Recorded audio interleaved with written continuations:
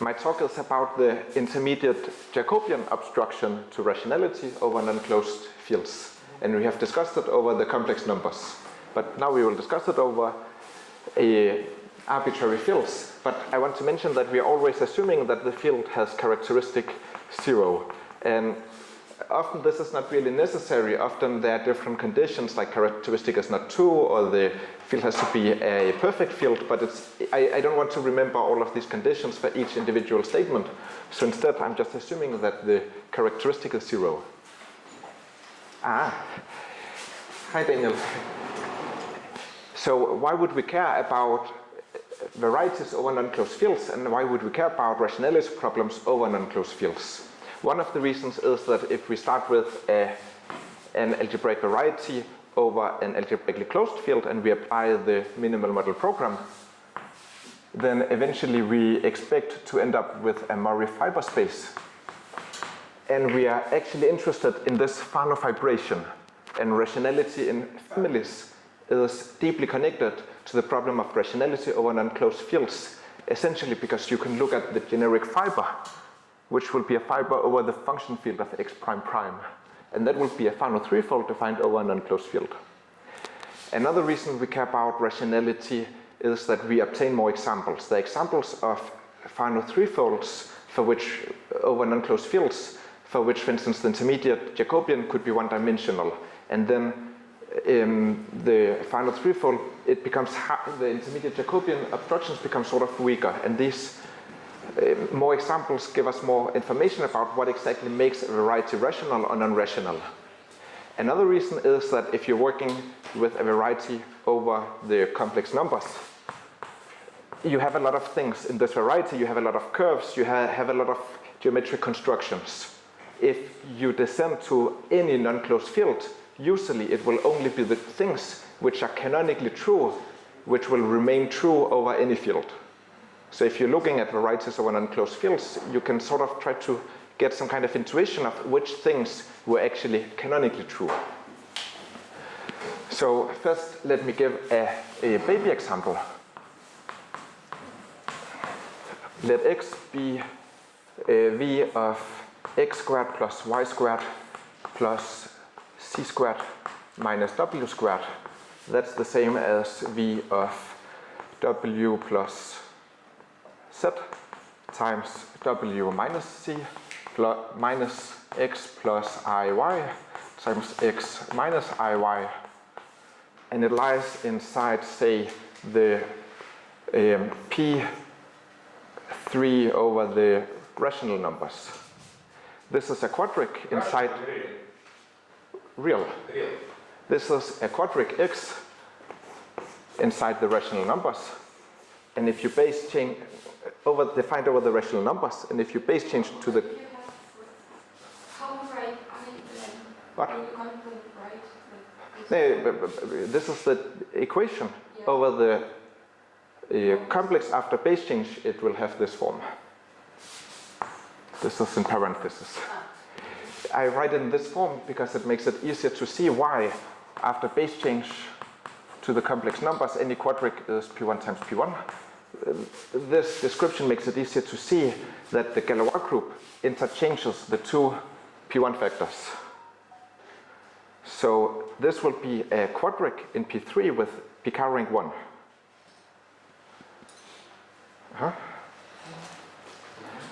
But we can still prove that it's rational simply by taking a point defined over the real numbers, say 1, 0, 0, 1.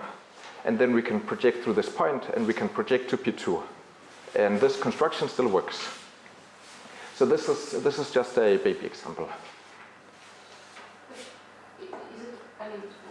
What is an example of a variety over non-closed fields for which we can consider rationality problem, and here it's rational because we can project through a point.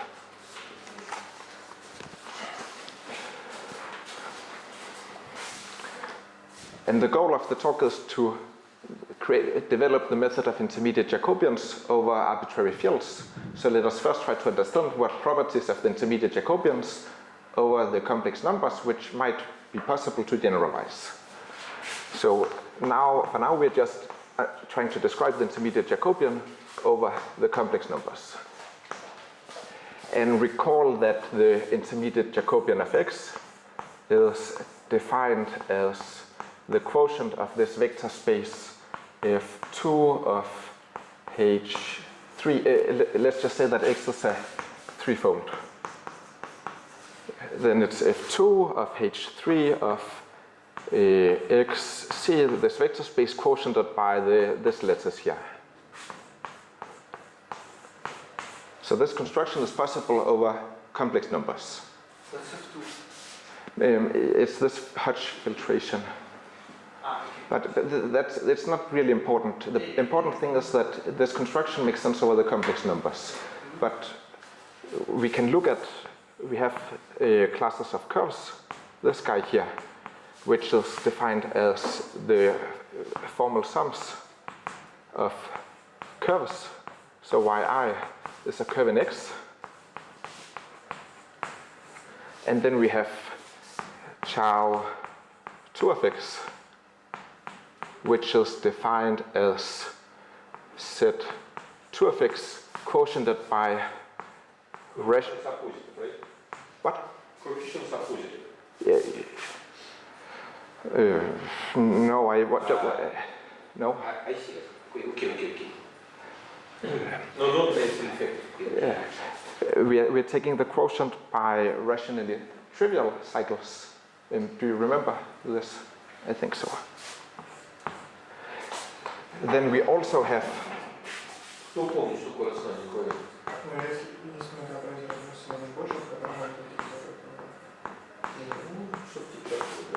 Ну, оно не совсем отношение к квадрату. Нужно им породить отношение к квадрату. Да. We have the connected component to the identity, which is algebraically trivial cycles modulo rationally trivial cycles. And then we have the Néron-Severi group of X, which is the group of connected components of this group here.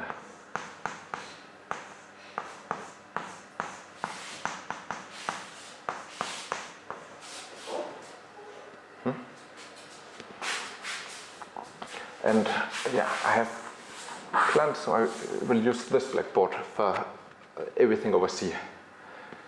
It's a theorem. So how is this stuff related to the intermediate Jacobian? It's related via the so-called Albanese map, Abel-Jacobi map, which is a map from chow 2 of x connected component to the intermediate Jacobian of x.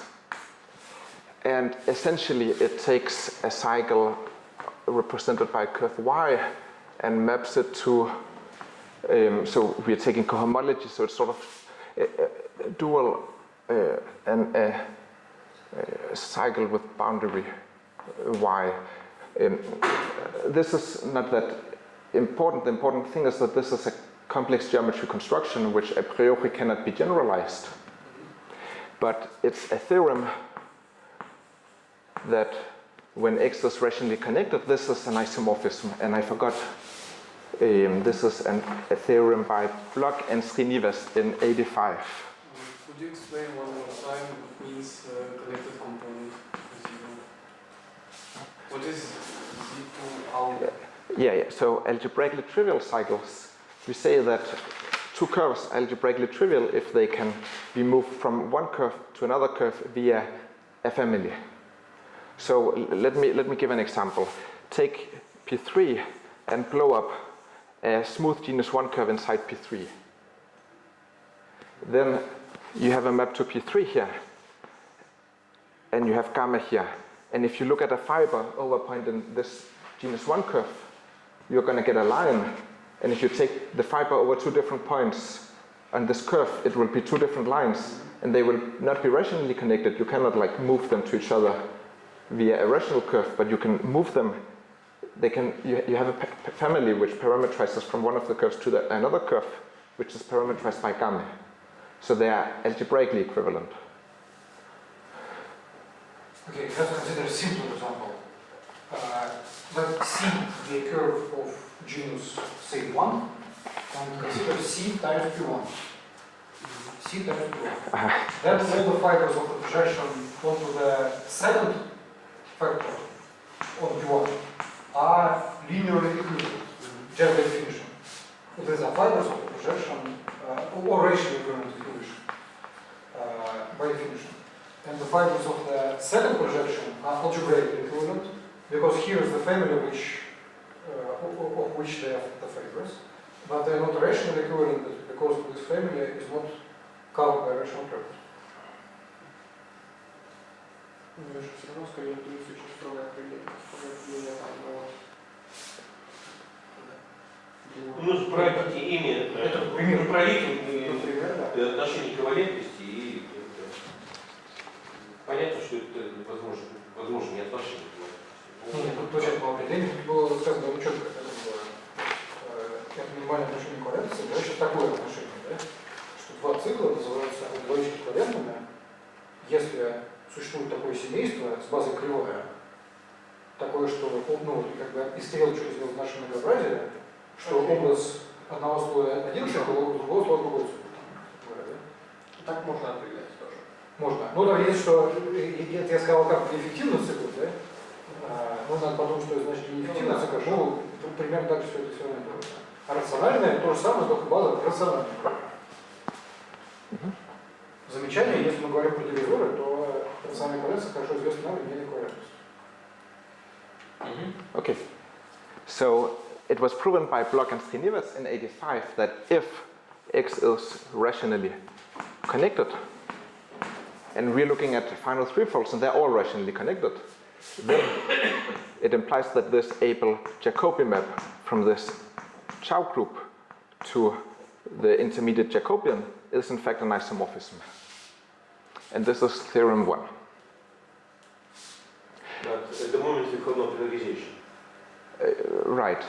This is a work which takes decades, and this happened in '85, and we will today it will be a bit of history. We will discuss the steps towards finally being able to construct a good intermediate Jacobian, and that will take like a little bit less than half the talk, and then after that we will spend the rest of the talk discussing an application to an interesting example, which is a complete intersection of two quadrics in P5. Let's hope that the talk won't last for decades. What? Let's hope that the talk itself won't last for decades. Yes. Right.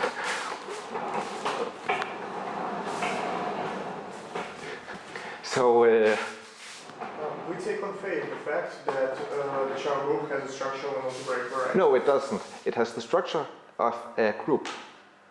So this Then is. what does this? Yes, good. This is an isomorphism of groups. The Jacobian is an abelian variety. This is an isomorphism of groups. Groups. For now. Okay, then the first step towards generalizing the intermediate Jacobian to non-closed field is looking not at complex numbers, but looking at an algebraically closed field. So now we are discussing the intermediate Jacobian for an algebraic variety defined over an algebraically closed field. And this construction is due to µ. CH is CH with which number? Yes. So this is the intermediate Jacobian of X, and this is CH2 of X connected to component. So now we're working over an algebraically closed field, and we would like to find a variety which can imitate the group CH20. So we have a variety X defined over this field, and we would like to find some kind of variety which can imitate this group. That was over C, so this is our Yeah, this is over C. This is the first step. This is over an algebraically closed field. Actually, we never discussed that, but we used such Jacobian map. We used some particular cases of this map, right? Because at some point we had to, for instance, when we described the intermediate Jacobian of the conic bundle via the premium, we used an Jacobian map, but we are not interested in all possible curves. So CH2 is about curves on three points. Yes. We we were not interested in all possible curves, but we found some particular subfamily of curves and restricted that map to this subfamily. Okay, so And not just have the same definitions because like rational equivalence and algebraic equivalence breaks. no, Why you can just write the same definition? because this is only defined over the complex numbers. We have no thing, this J2 of x, it's the intermediate Jacobian, which is defined via cohomology. It doesn't exist. We have Schraubings, but we don't have Yes. Jacobins. Okay. So we want to find some kind of variety defined over an arbitrary field which can imitate the intermediate Jacobian. That's the goal. So to find the variety which can imitate this intermediate Jacobian, firstly, like when you're looking at schemes, you want to understand the scheme in terms of the function which it represents. So it makes sense to say what are morphisms from an arbitrary scheme T into Chow, and let's just say Chow M of x. So what would such a morphism look like? And let's say Chow M of x connected component. In this case, such a map here would be defined by a class gamma inside Chow M of t times x. M is just an integer. Yes. So it's codimension M cycles this is representing. And let us fix a base point T0 inside T. Then, given this information, sometimes you might be lucky and this information determines a morphism from T to Chow M of x 0, where we map T to the cycle gamma T times x minus the cycle gamma T0 times x inside Chow M of x. So this is a kind of family of codimension M cycles in X, which is parameterized by the scheme T. And we should think about a morphism from T to Chow M of X as such a family, such an algebraic family. Okay, then, so this method is due to Muir. Then Moore gave a definition.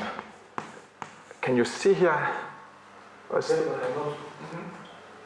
represent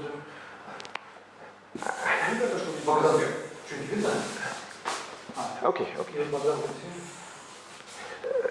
So you define a so-called regular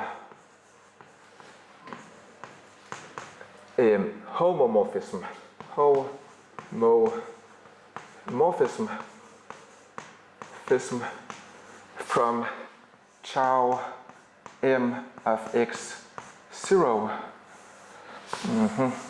to an abelian variety A. So A is abelian.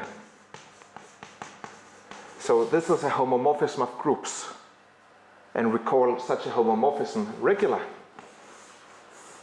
if for each morphism, let me just go up like this. If for each morphism T to Chow M of x 0, which is a morphism defined like this. So if this morphism is defined like this, and this morphism is denoted by phi, we want this composition here to be a morphism of K-schemes. So if this composition here is a morphism of K-schemes, for each morphism T to Chow M of x on this form, then we call the morphism homomorphism of groups from Chow x to A, we call it regular. Using this construction, we can define a category of pairs. What again do we ask? What again do we ask for it to be regular? For every We ask for all T And for all morphisms from T to tau m of x, such we ask which is in this form. We ask the composition here to be a morphism of schemes. But A is not a scheme. A is an abelian variety. A is an abelian variety. And this map here a priori is just a morphism of groups. Okay. Can you please give example of non-regular morphism? Of a non-regular morphism.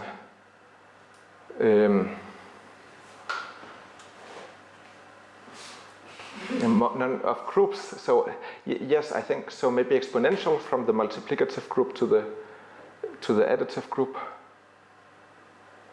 is not a regular morphism, right? You have the multiplicative group, which is like a hyperbola, and then you have an additive group, which is like a parabola. Which one of them is an abelian variety? That would be the hyperbola. No, that would be the Are they both abelian? Abelian variety or abelian group? They are both abelian groups, but none of them are abelian varieties. Yeah, but you ask the target to be an abelian variety. Yes, sure, abelian varieties are more hard. At least I've come up with an example of a non-regular morphism of algebraic groups. Okay. Can you say once again the definition? So your regular morphism is not necessarily from the true group, right? Yes, the regular. From an arbitrary group. No. The regular morphism, it's a regular homomorphism. It's not morphism. It's a regular homomorphism from tau m of x to A. To abelian variety. Yes. So you define it not from an arbitrary group, but just from tau 0, right? Yes. So it's a pair A, phi, where A is an abelian variety defined over K, and phi is a group homomorphism. And where is the Yes. for all Let me- stands Yes. if for all For all T to tau m of x 0, where this morphism is a morphism that like this, we ask that the composition, phi here is fixed, A here is fixed, we ask that the composition here is a morphism of varieties. What does this mean? Like this composition is defined only as such array. Okay? Yes, While a morphism of variety is much more information. yes, so we ask that they So exist. that there exists. We ask that they exist a morphism. Yes. All right. And this homomorphism phi maps to the rational points of A, right? The K rational points, yes. Okay, I just need the space, like I planned it. So we have a category of pairs A, phi. And if, another definition, if this category has an initial object, which is represented by tau m of x 0, phi 0, A 0, we call this pair A0, phi 0 an algebraic representative for this tau m of x, if it exists. So if K is complex numbers, this would be G-coded, right? Yes. Wait. This, yeah. Okay, what Yes. do they call it? Algebraic representation? Algebraic representative. Representative. So, yeah, it means that if we have our tau m x 0 and the algebraic representative here, A0, then for each other map here, there exists a unique morphism like this. And I want to stress that in principle, for rationally connected and for rational varieties, this is all pretty nice. But in general, this is also defined for general variety, and in that case, you should not expect this map here to be an isomorphism of groups. It will be subjective, but in general, it will not be an isomorphism of groups. So you should think of this as the abelian variety, which looks the closest to this tau m of x. And let me provide some examples. So example 1, let us take an algebraic variety. What would the algebraic representative? So let's write algebraic representative for chow 0 of x 0. What would this guy be? And also algebraic representative for chow of the maximal one, which is dimension of x. What would these guys be, do you think? So, what? The lower one is a point, I think. No. No. The other is Dimension, not... Chow. Right. Okay, this is a point, yes. But if we write 1 here, it would be more interesting. So this is an algebraic representative for cycles of codimension 1. What is that? Picard 0. Yes, this is exactly peak 0 of x. And what about this one?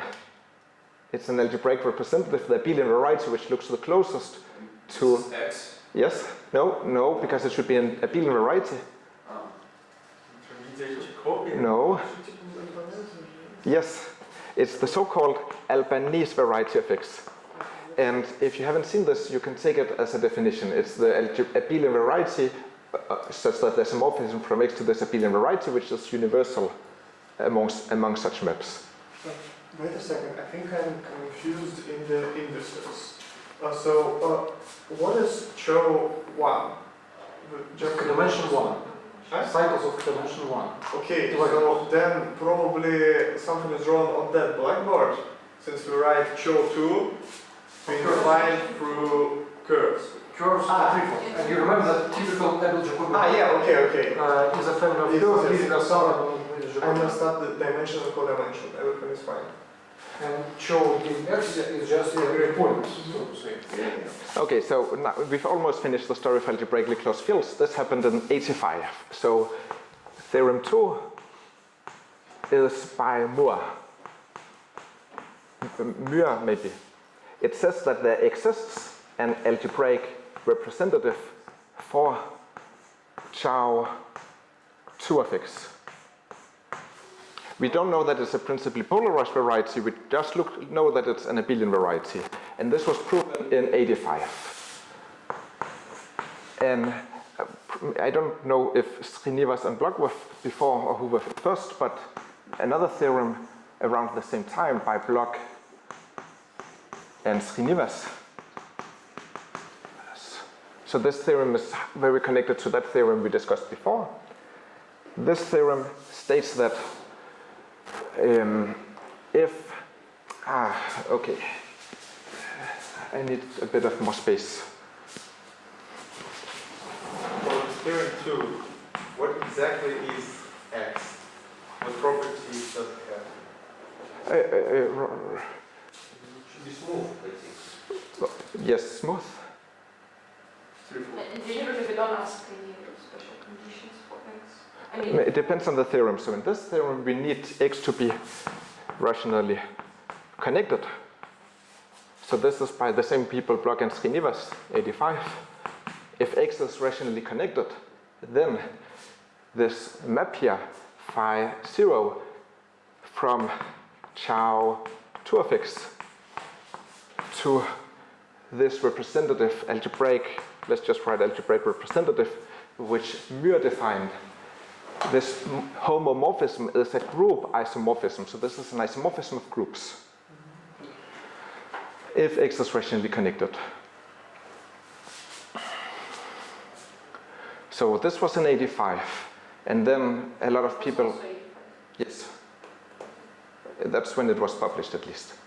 It took a lot of people, a lot of decades, and first Hassett and Jingle, they worked over the real numbers, and then Benoit and Wittenberg, they worked over an arbitrary fields, and we're just assuming it has characteristic 0.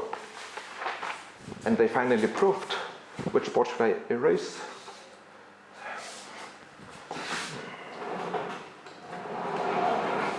Let me erase this board. No, the introduction, okay.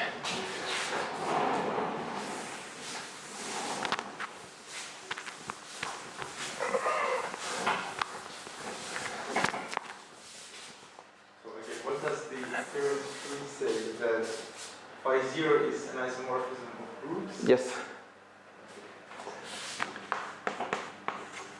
So now we are considering arbitrary fields, but say characteristic 0 just because there might be some conditions which I don't remember.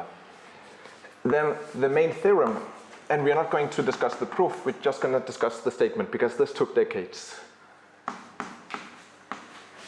And it was finally realized by Benoit and Wittenberg. And they did it in like 2018, 19, but it got published only in 23.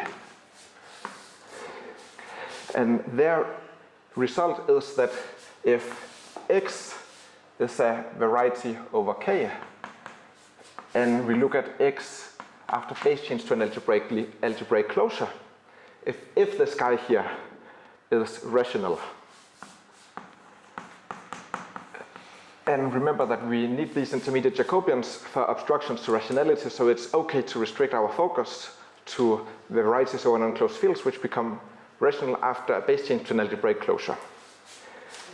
Then they proved that there exists an algebraic representative. No, okay. There exists as group scheme Chow 2 of x. So this is a group scheme over k such that 1, the component which is connected to the identity is a principally polarized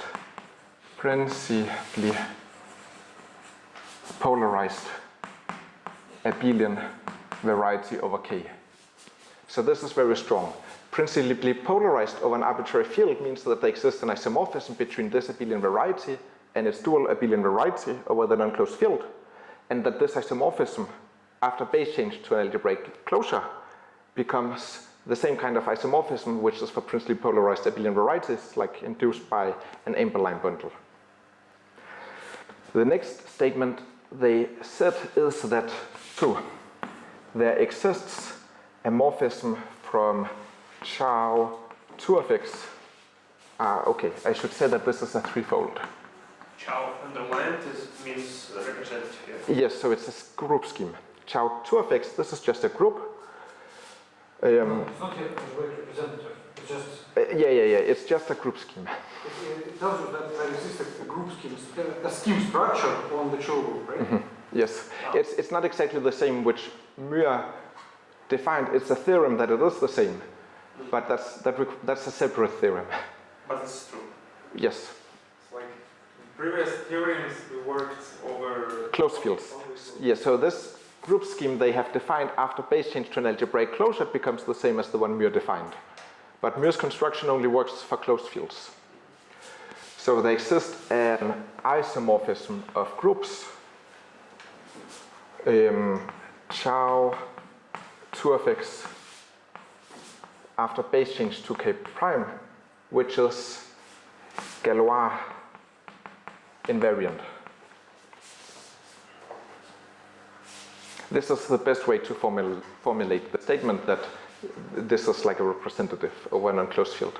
I'm sorry, underline Chow 2 means what? So I put underline to mean that it's a scheme, and when there's no underline, it means that it's just a group, abstract group, defined like that, as we did before. Thirdly, in the Neran-Severi group of x after base change to an algebraic closure, if we take the Galois invariant classes, this is isomorphic to the group of irreducible components of Chow 2 of x quotiented by the component connected identity component, and if we take the points over k. So let me just give an example. Before we discussed this, This is motifs of groups, right? 2 is an isomorphism of groups, yes.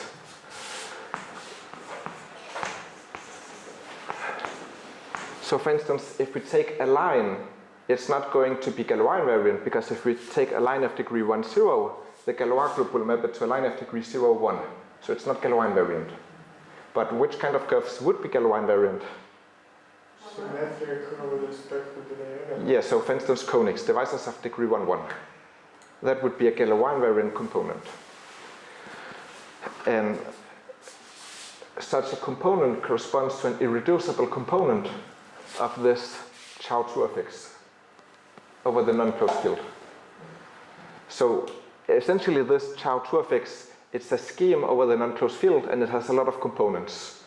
But the Galois group would permute the component of lines of type 1, 0 with the component of lines of type 0, 1. But it would fix the component of lines of type 1, 1. And finally, the thing we've been waiting for, if x is rational, if k rational, then Chow-0 of x, no, Chow-2 of x connected component is isomorphic to the product of Jacobians of curves where these are curves defined over k. So this is very close to the Clemens-Griffiths obstruction. The problem with this obstruction here is that typically the final threefolds we would consider, the intermediate Jacobian is the Picard group of a curve, and that curve is closely canonically related to the geometry of x, and when we pass to an unclosed field, this curve typically still exists. So it turned out that this obstruction is actually not a very good obstruction over non-closed fields. But this is not all the information we have. After Benoit and Wittenberg, they defined the scheme, they saw that the scheme here has a lot of extra components, and these extra components has more information, and this more information will actually give more obstructions to rationalities, which makes sense only over non-closed fields. And this is the intermediate Jacobian torsa obstruction.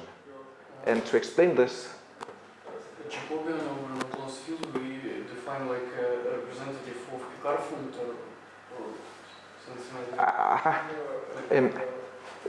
I don't remember the proof. Yes, this proof, it takes multiple pages, and yes, they define some kind of functor, which I think is similar somehow to the construction of Picard functor. The question was just about the definition of the Jacobian of the curve. Yes. Sorry. Yeah, so for the Jacobian, yes, we can take the Picard group and we can take the... So unlike threefold, the Jacobian of the curve is pretty well defined over Yes. arbitrary field. Yes. And do you have CH2 really there, or CH2 with the line underneath? What? In the fourth. Yeah, thank you. And here, and here. This is important. And is really, do you require that xk bar is rational or rationally connected? I think we're required to be rational. It's not important. If it's not rational, it's not rational. I think No, but I mean, yeah, that's for the last statement, of course, is this really... I can check it again, but I think they require it to be rational, but maybe there should... Even for the stuff to be defined. How to affix? I think so. Maybe, I could be wrong. But yeah, all of this is very complicated. It took decades to construct this, to finally reach this. It literally took decades.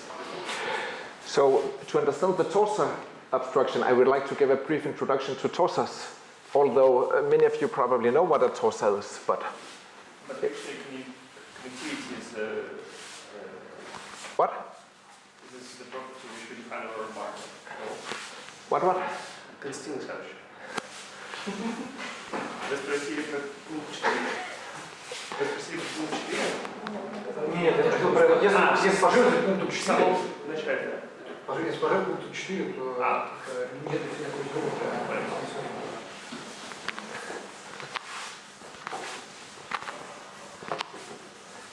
Does anybody have some favorite torsas while I'm removing? Pick one. What?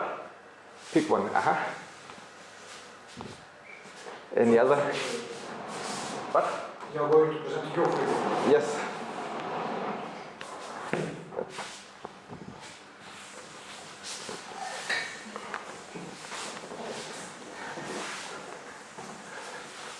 So torsors, and we work over an unclosed field. The theory of torsors is most interesting over unclosed fields. So torsors. So first, consider an algebraic group, G, M, where M is a map from G times G to G, and assume that this is an algebraic group defined over K. Then, definition, a G torsor is a pair T, mu, where mu is a map from G times T to T, and we want the action of G on T to be free and transitive. And free and transitive means that if we take the map from G times T to T times T, which is the product of mu with the identity of T, this here is an isomorphism. That's exactly what it means for this G action on T to be free and transitive. This can get a bit confusing because T might not have any points, which we will see in a moment. So, example 1 is, let C be a smooth K curve. A priori C is defined over an unclosed field, and C might not have any points. And if we consider a peak 0 of C, then this is an algebraic group, and it has an identity element. This always has a point. It has the point corresponding to the structure sheaf. We also have peak D of C, which is defined as a scheme over the non-closed field, but this might have points, it might not have points. But this has the structure of a peak 0 torsor defined by translation. So the map from peak 0 of C times peak D of C to peak D of C. Geometrically, it takes a divisor D0 and a divisor D little d and maps it to their sum D0 plus D little d.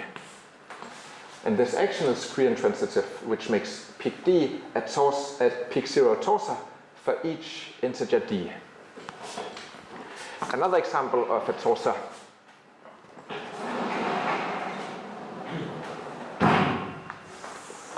Example 2 is if you take gamma to be a smooth genus 1 curve over an arbitrary field. This genus 1 curve might not have any points over K, but we have an isomorphism, a canonical isomorphism between peak 1 of the curve and the curve itself, which makes the curve itself into a peak 0 of gamma torsor. So peak 0 of gamma, that is an abelian variety of dimension 0. And this genus 1 curve is a torsor under this one-dimensional abelian variety. Then the final example, example 3. Wait, is peak 1 of gamma isomorphic to gamma? Peak 1 of gamma is also always isomorphic to gamma if gamma is a smooth genus 1 curve. Essentially, you take a point on gamma and map it to the divisor corresponding to that point. That's how the map geometrically is defined. Okay, yes. And that's an isomorphism. Yeah, and example 3 is thanks to Poonen. And now that I remember, I should cite people. So yeah, example 3, this is Poonen. And in general, maybe I can say it again in the end. In general, my talk is based and follows these very nice lecture notes by Sarah Frey. I will say, I should have said that in the beginning, I will say it again at the end. So example 3 is due to Poonen. This is a nice example. We take C to be a fine conic defined by x squared plus square root of 2 times y squared minus 1. I think like this. 2 times y squared minus 1 plus 2 times y squared minus 1. And we consider this as an affine conic over the rational numbers. Next, we define t to be the affine conic defined by x squared plus 2y squared plus 3, also in A2 over Q. And I claim that C has the structure of an algebraic group over the rational numbers, and T has the structure of a torsor under this algebraic group. And a hint, Poonen is an arithmetic geometer. So that's a hint to this. So let us see, maybe if you can tell me what the identity element of this affine conic is, then I will know that you understand what Poonen is thinking. And in the meantime, I will write down the morphism. So we have a morphism from C times C to C. And this morphism takes x1, y1 times x2, y2 and maps it to. Can anybody see why this is canonically? Something like rotation. It's more arithmetic. x1, x2 plus. The formula for Plus x2, y1, like this.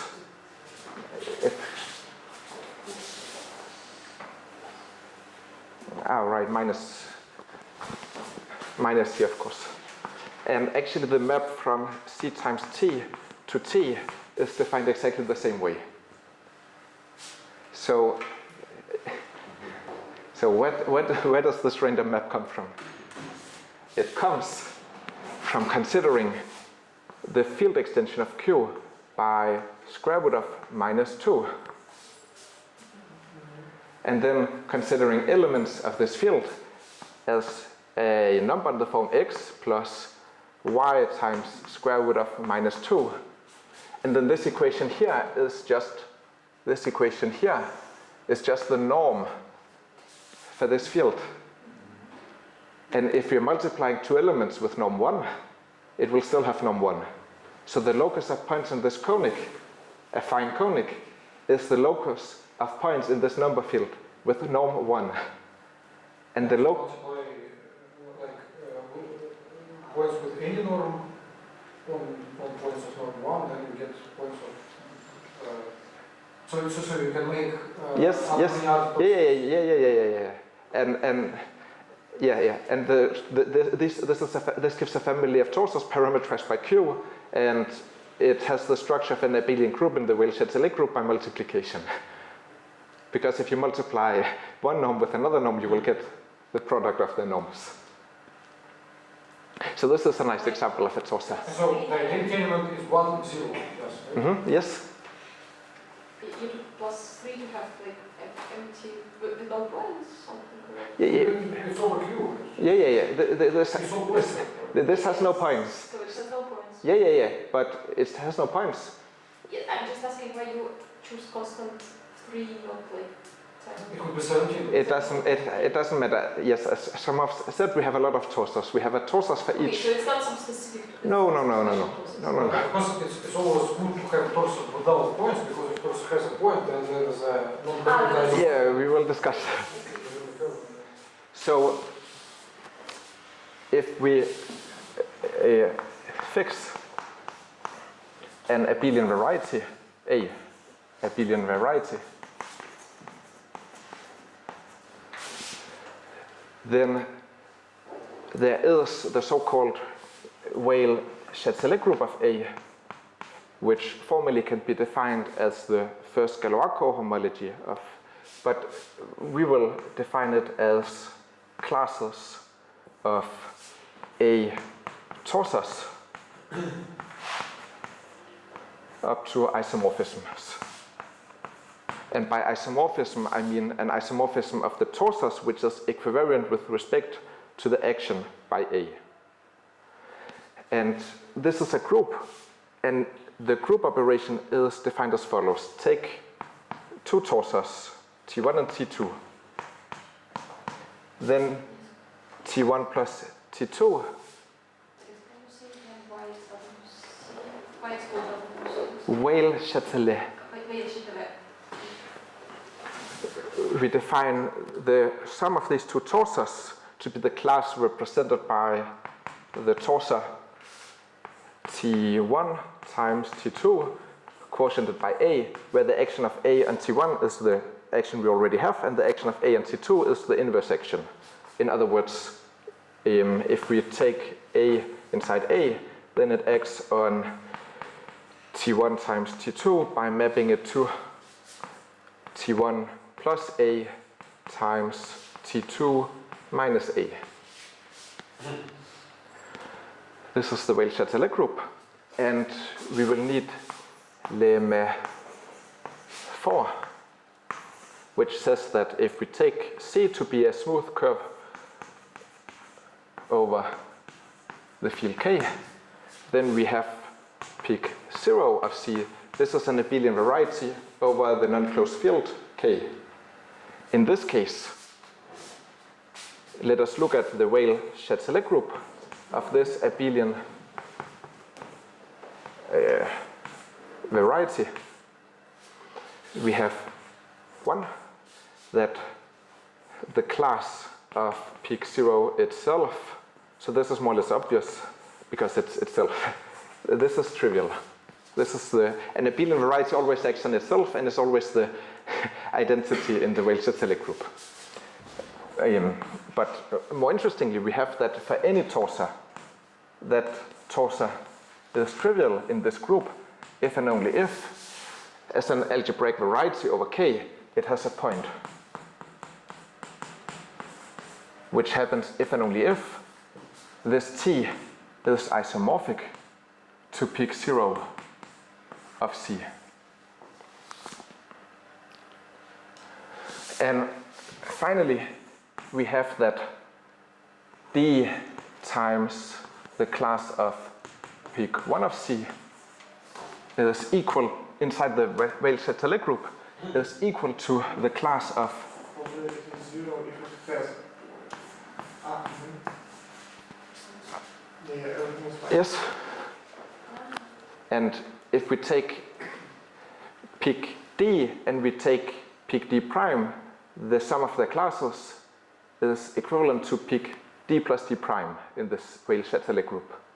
And can you see from here why it is true that 2 times genus of C minus 2 multiplied in the Weil-Chatelet group by the class of peak 1 of C is 0. Why is that always true? For first and second values for Okay, this is second also for arbitrary, you don't need maybe big zeros. Once you have a point, then it's trivial. No, I'm not going to prove this. I'm not going to prove this. This is just statement, and this is exercise. So the second is trivial. yes, everything is obvious, everything is trivial. That's why in this talk I'm not going to prove anything. So yeah. So everything is exercises, but it's pretty fun exercises. But I ask why it follows from this lemma that 2g of the 2 times genus of the curve minus 2 multiplied by peak 1 of the curve is equal to 0 in the Weil-Chatelet group. Why is that always true? I think that people who have enough experience must have a vectorial reaction for number to G minus 2. Canonical classes. Yes. There was something like circularity. No.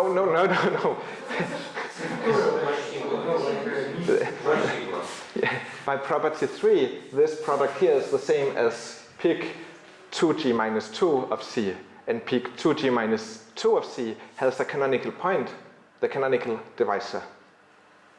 Canonical divisor is defined for the graph. Why so? Because of its definition. It's canonical.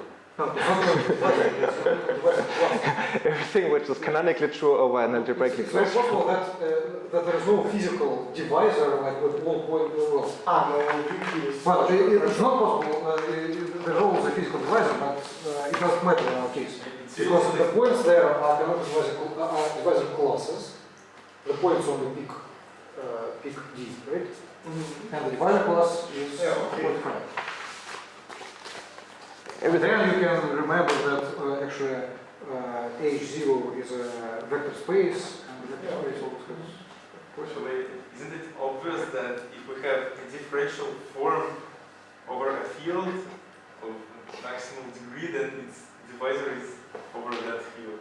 Sure. That's a good argument as well. Well, it may be not a vector divisor, right? Maybe. Yeah, but you don't care because you care only about the divisor class being defined. So this is how we explain that the divisor class is defined as a Can you please repeat this argument?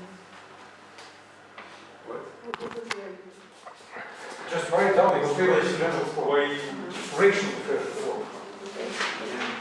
One asks why polynomial class is defined over the normal field. It has some non-effective divisor, zero poles. But the divisor is in the class of the canonical class. So this operation in some correspond to some information, or is it or We don't accept the normality or smoothness like that. Yeah, we assume that everything is smooth.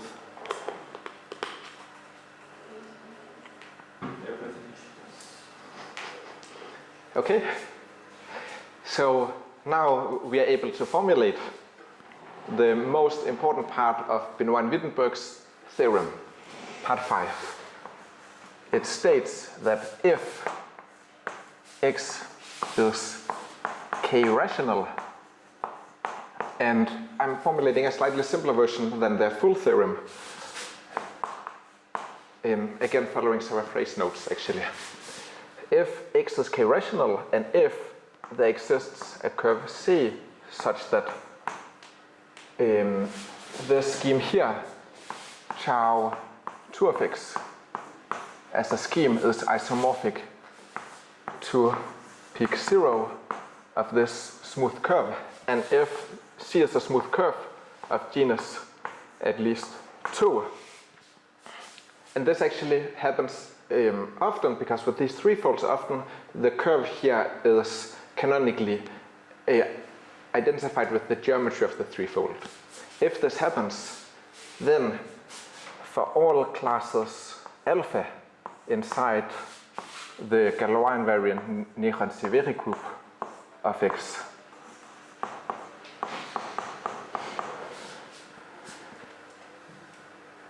we can consider.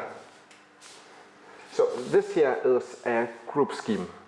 Each of its irreducible components, defined over K, can be considered as a torso under tau 2 of X. So if this class alpha is Galois invariant, it means that tau 2 of X alpha here is an irreducible component of this group scheme, which can be considered as a tau 2x 0 torsa, which is the same as a pic 0c torsa. So there are possibly several components. Of this group scheme, yes, there's a component for each class of curves. So for instance, if x is a threefold, then if x is P3, then you have class of a line that would correspond to one component. You have class of a conic, that gives another, okay, maybe not P3, because they're all trivial. And what is happening over a closed field? The same. What's a good example? The cubic threefold, we have lines in it, right? And these lines correspond to points on one of the components, and then cone x would correspond to points on another component, and so on. And chow 0 essentially acts on chow 2x alpha by addition. And then if we take the addition, we would obtain a unique class. And Benoit and Wittenberg proved the main obstruction to rationality that under these assumptions. In assumption, we also need a connected component on chow.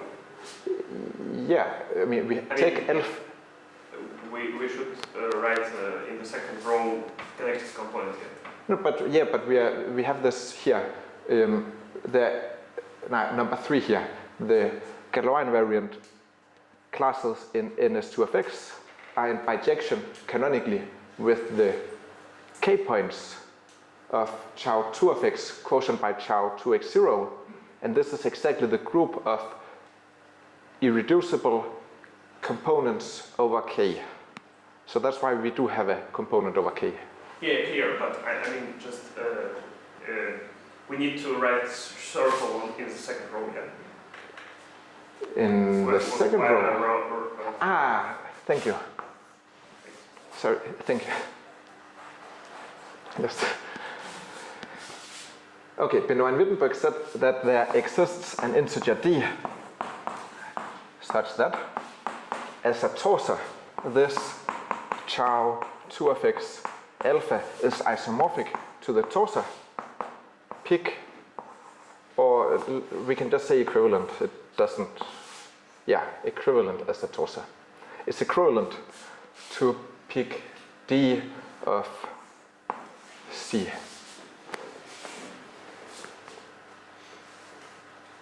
And it turned out that this is the most useful obstruction.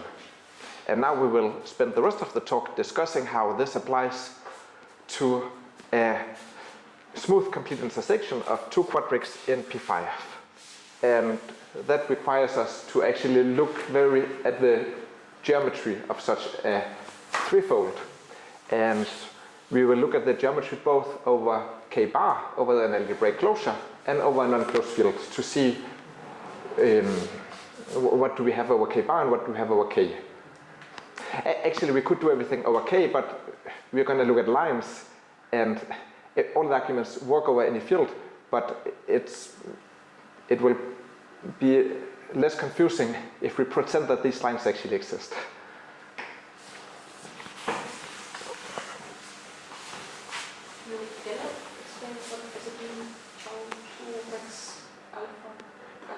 It's a component. Yeah. So it's defined as a component of this group scheme here.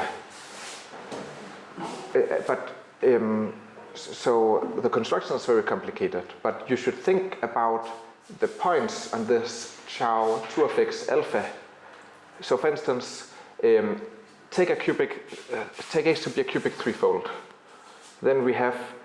It shouldn't have any points. It might not have any points, but we can have alpha inside the Nefer-Severi group, which corresponds to the class of a line in the cubic threefold. The cubic threefold is, I don't know if they have lines or not, but let's just pretend that they never had any lines. Then this chow 2x alpha can have absolutely no lines, but the geometric points, absolutely no points, but the geometric points of this torser corresponds to the geometric lines.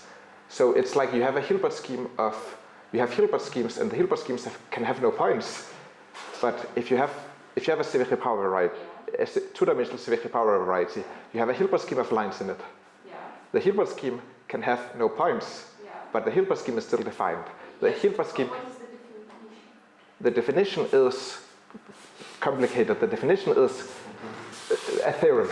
It's a theorem that this exists.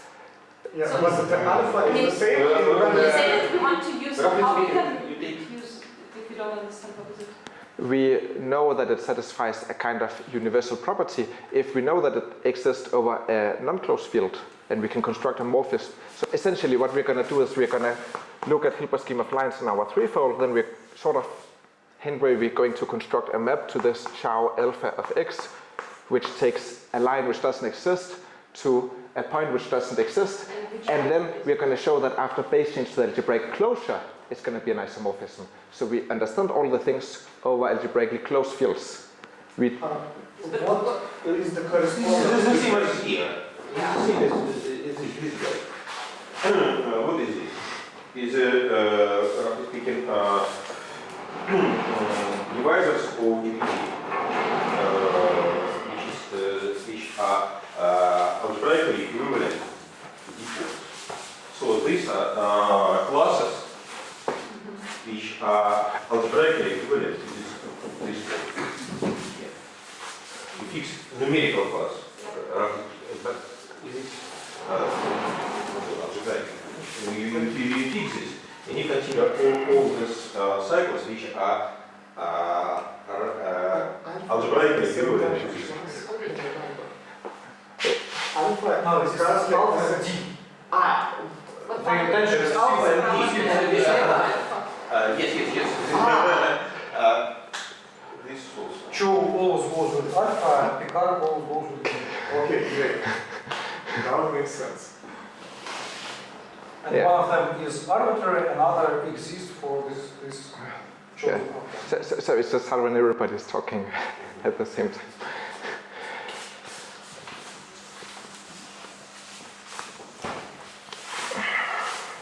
So we're going to apply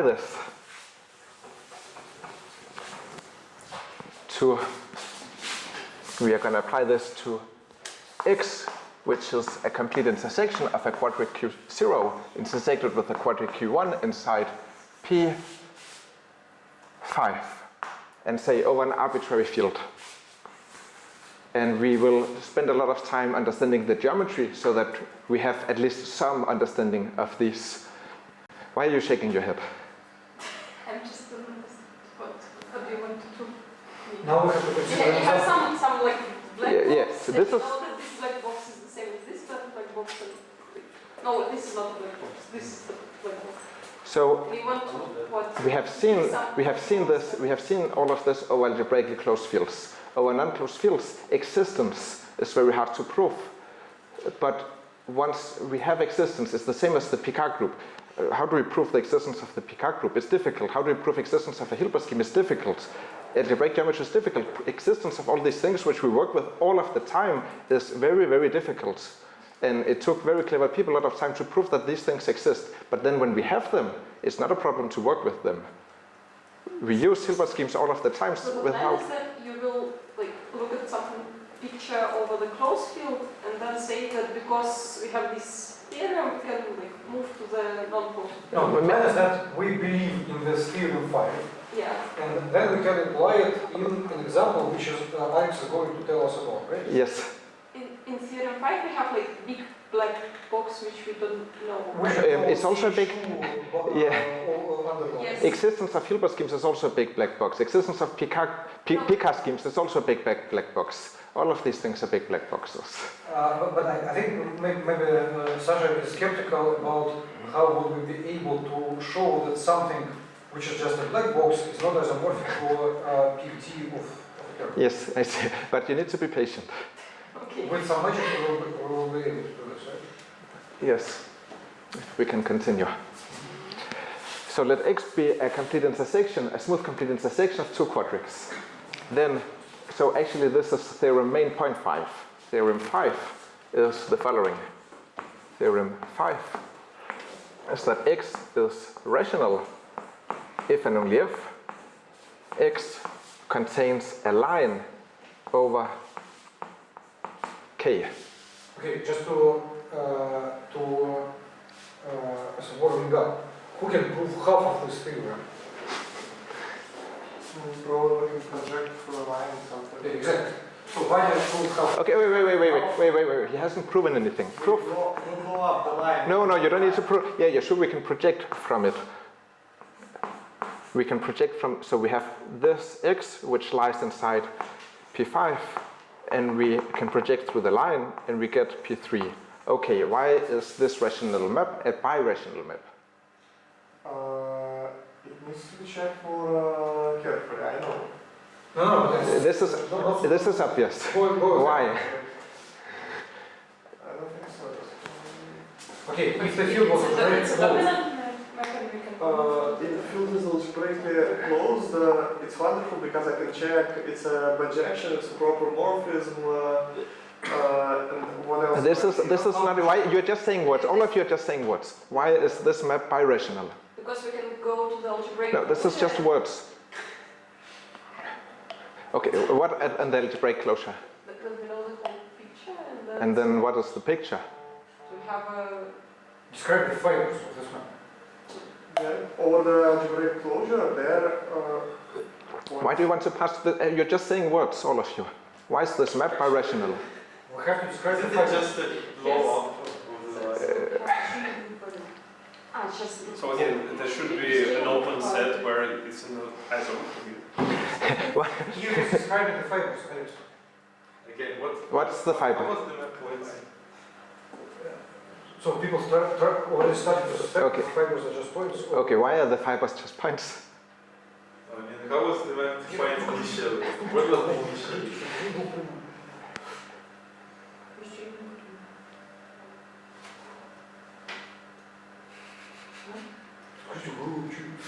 Intersection of two lines.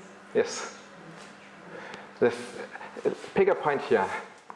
The fiber in P5 is a plane here, the algebraic the closure of the fiber. What is this plane intersected with X? That's the same as this plane intersected with Q0, intersected with Q1. P0, that's a plane. And both Q0 and Q1 contain this line here which we're projecting through, which means that Q0 intersected with the plane is the same as this line L union with a line L0, and Q1 intersected with the plane is L union L1. So we have L here, we have L0 here, we have L1 here, and this intersection is going to be the union of this line L with this point here. That is why it's birational. Why is this? Because I think the most interesting part starts here. okay, you need to blow up. No, of course I need to blow up. It's a bijection. Why is it birational? Because this is a map of degree 1. Because you can Well, construct after the all, reverse. it's not really You can construct the reverse. It's not really a bijection, it's a rational set, of course, because some disaster may Yes, happen, of course. like these two lines may coincide. But we don't. What way characteristics you? This is just technical. You can draw the graph and you can say it has an irreducible component and you remove them and then the graph will provide a. Okay, it's a bijection, but why is it in isomorphism? Because it's defined by a graph inside the product of X and P3, and this graph will have an irreducible component, which is this line, so we just remove it and then. But these are just words.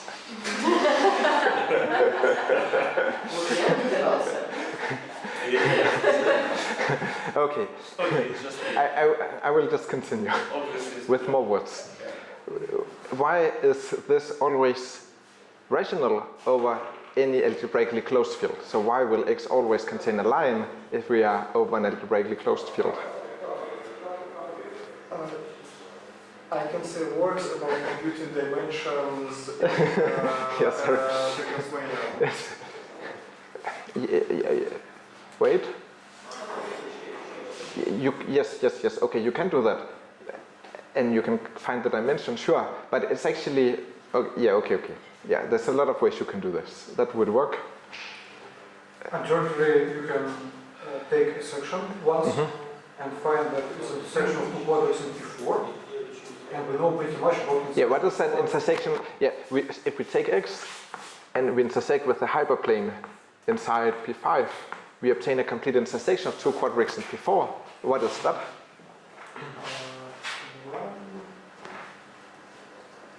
well, it's an inclusive surface, which of course Of degree what? of degree and remember. Same as 2 times 2, that's 4. Yeah. 2 times 2, that's 4. Yeah, and so, and it contains lines. So we know that it contains lines. How do we know that? It's the blow up of P2 in how many points? In 5, and we just need to check that the minus Yeah, we can, is yeah. integral line. Minus 1. except for girls, however. It contains even more lines than that, but every rational curve is a line. So there are many ways to show that it's a line. So basically we proved half of the theorem. And now Alex is proving another half. Yes, so the rest of the talk will be about the other half of the theorem. And for this aim, we will need to understand these torsors. So we will need to understand the Hilbert schemes of lines and also Hilbert schemes of conics inside X. And to understand this, first we need to understand planes inside a quadric inside P5. And for this I would like to use the method which Vanya proposed just a moment ago. So let Q be a quadric in P5. Let F2 of Q denote the Hilbert scheme of planes inside Q. So question, what is the dimension of this F2 of Q? And you proposed Who knows? Миша. Что такое четырехмерный квадрик? Two? No? No? Two? How many dimensional plane? I don't think this is obvious if you don't know it, but so I think Я вот сказал, что такое четырехмерный квадрик? Здесь геометрии есть хоть один? Форма или на... Еще проще. Гроссманиан. Правильно, вот. Это Гроссманиан. 2,4. Что такое плоскость на Гроссманиане 2,4?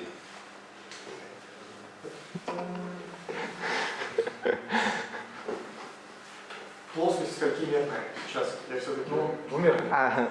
it has two components, but Как можно Гроссманиан реализовать? Гроссманиан нужно сделать так. Прямые в P3. Да, хорошо. Вот теперь семейство прямых, которые образуют плоскость.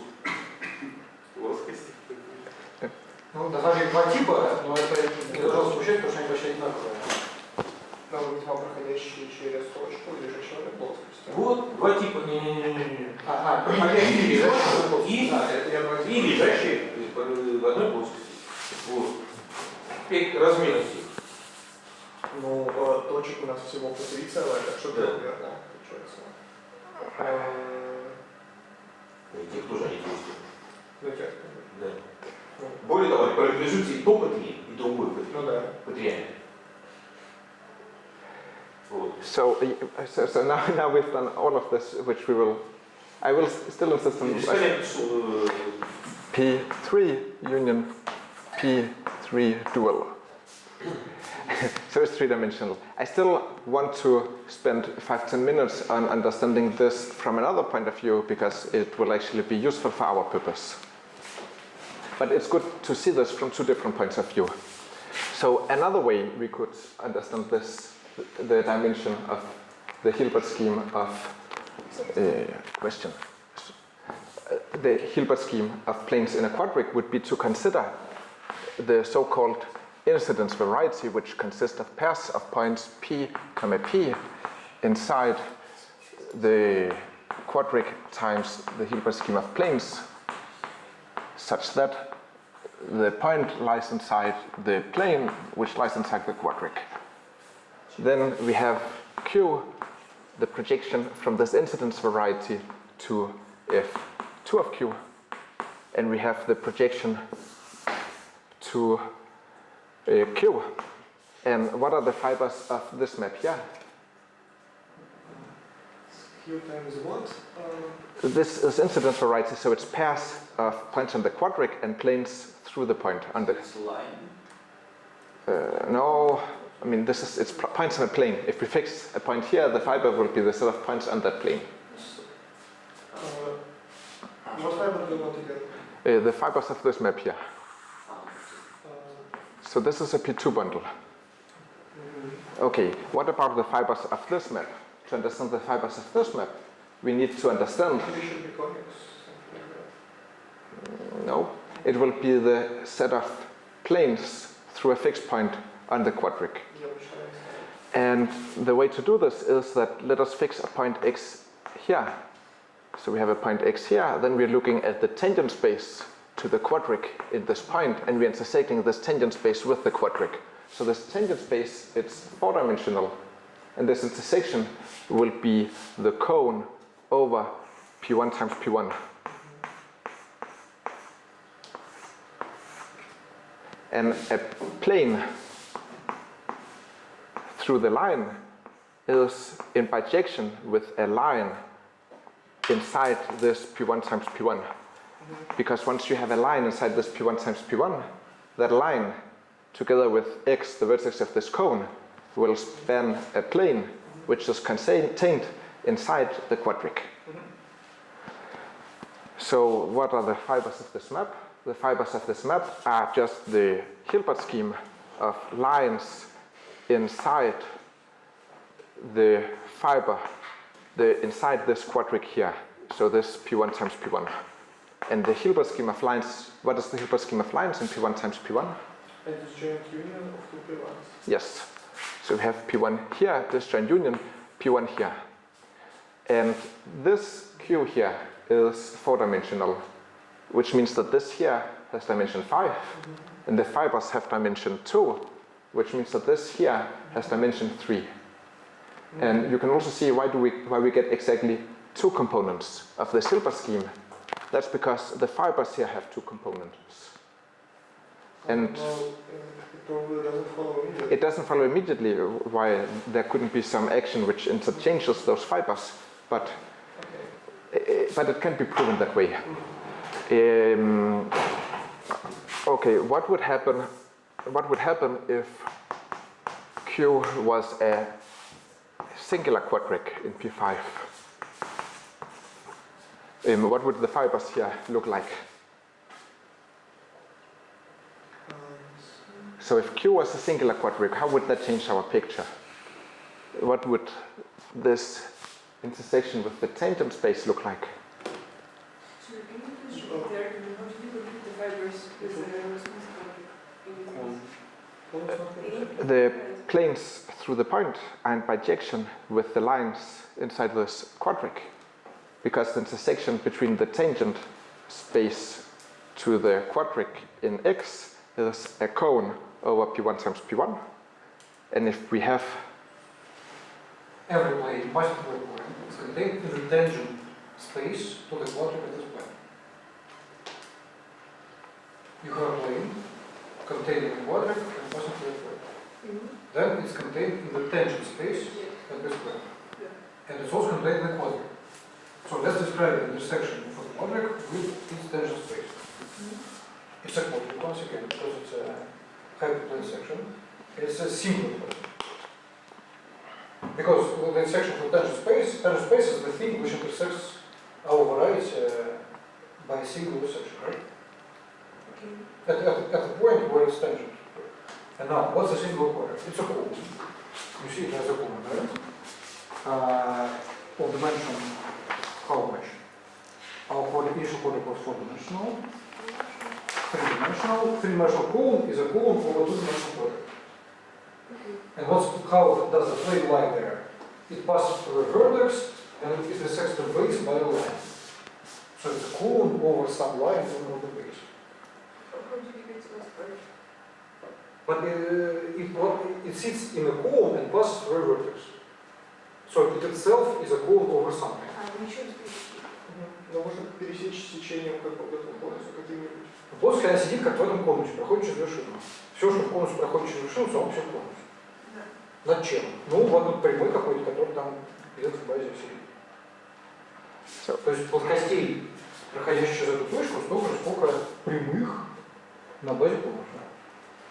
Сколько прямых на базе конуса. Это же двумерная квадрика.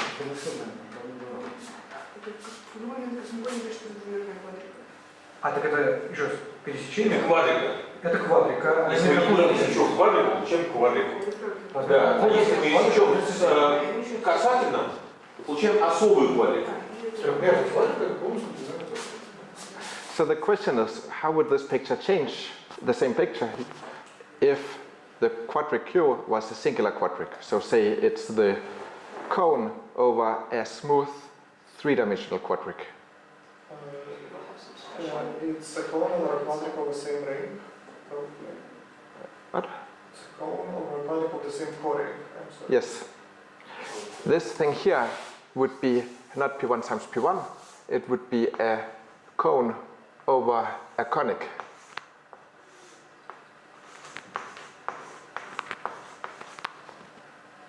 So what will be the fibers of this map here? But if Q is similar, then you will have It's just different- 1 to 1. You will have different what? Different like, fibers, no? Uh, Depends on which point you choose. Yeah, so no, right. So we're fixing a point which is not the singular point. Yes. So to answer the question, how many lines do you have on a quadric cone, on a two-dimensional quadric cone? P1. Exactly, P1. Yes. P1. We have a one-dimensional family of lines inside this quadric. And in that case, actually, the Hilbert scheme of planes will just be P3. At least you can see that it's connected. Now, the next question is, what if we fix a line L inside Q? What is the number of planes containing this fixed line?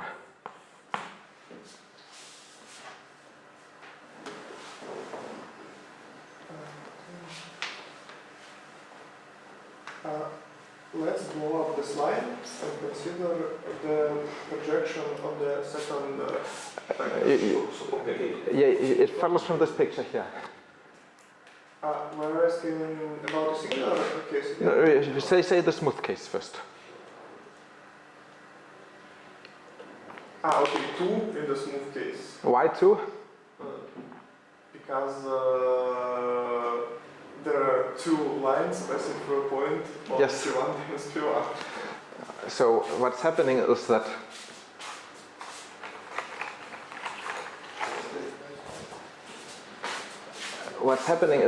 we are fixing a point X on the line.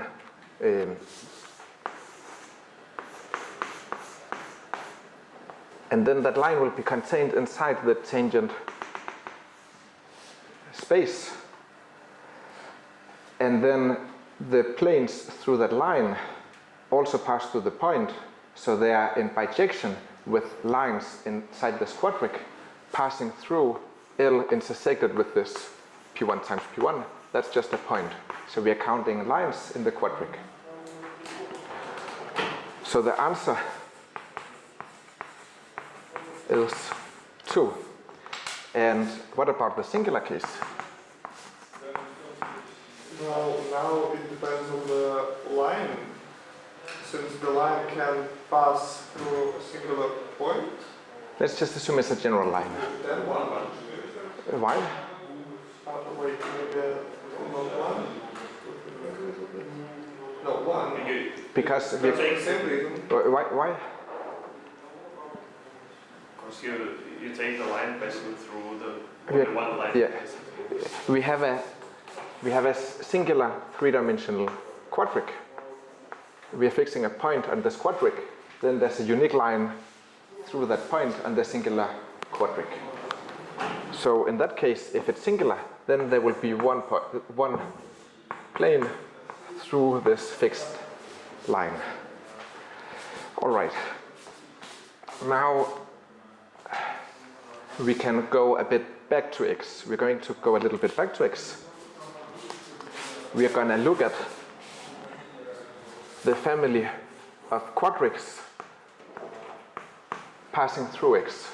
So this is defined by V of T0 Q0, where Q0 is the quadratic equation defining the quadric Q0, plus T1 Q1 inside P1 times P5.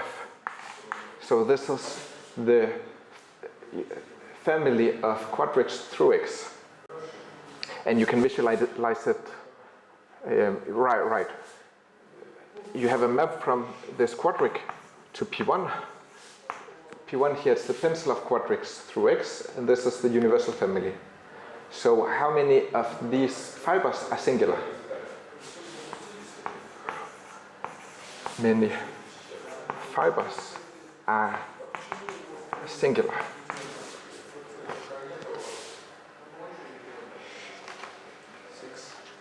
Yes, why? Because you need to Which, Q is the quadratic equation defining the quadric Q0.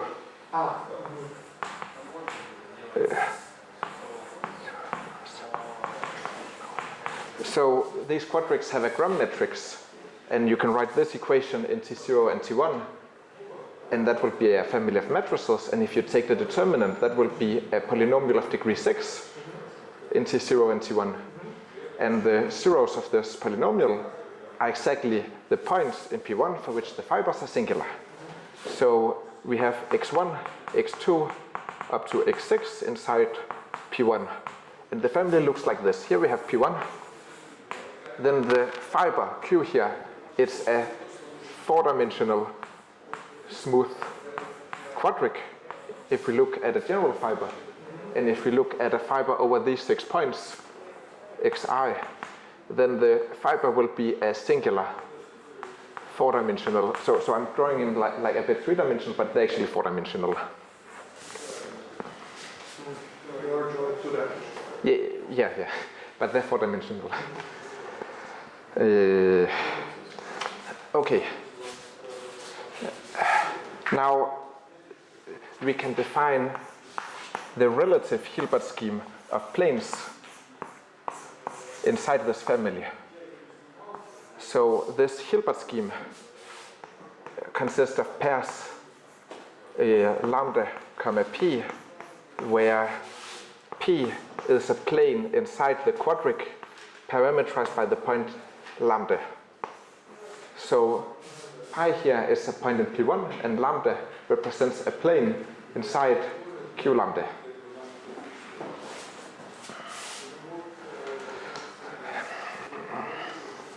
Then we have a map from this relative Hilbert scheme to P1. And we have argued by before that the fibers, what is a fiber over a general point? So yes, so if you fix a point here, the fiber will be the hyperplanes in that specific quadric. So a general fiber is P3 disjoint union P3. So this map is not connected, so we can take the Stein factorization. So this map here is 2 to 1, but it has branched points. It's branched when it's branched in x1, x2, x3, x4, x5, x6, because there the fiber becomes singular, and the fiber here is just P3, the fiber is connected. So what is this curve C?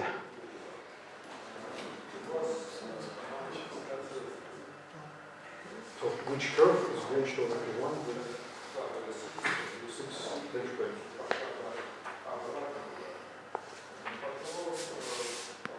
We have to recall the Riemann formula.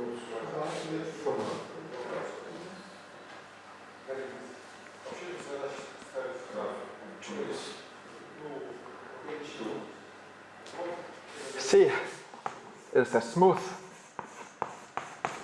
curve of genus 2. It's a hyperelliptic curve.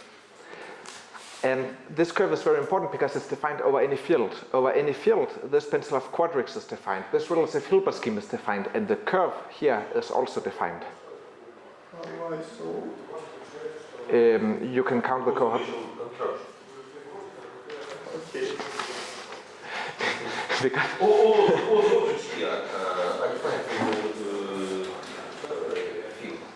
possibly they are empty. And moreover, this here is a P3 bundle. And if you have a projective bundle, it will still be a projective bundle over an unclosed field. So this is also P3 bundle over an unclosed field. C might not have any points, but it will still, it does have points actually. Okay. See, yeah, it has points if it's rational. So the fact that a P3 bundle remains a P3 bundle over a curve is highly untrivial. What do you mean a rational curve of genus 2? No, it's not a rational, smooth curve. It's smooth. Even smooth. But if you said that it has points, if it is rational, probably you meant something else. If X is rational, then C has points. C has points if an... Okay. Yeah, I'm not sure. Okay. But how would this depend on X, by the way? So we just looked at some quadrics? Yes. And how Yes. We went back to X at this point here. This Q here is the family of quadrics passing through X. It's a P1 pencil of quadrics through X. Our X is the exception of two quadrics. They two quadrics generate the pencil. And this, so this is really... a combination of the two.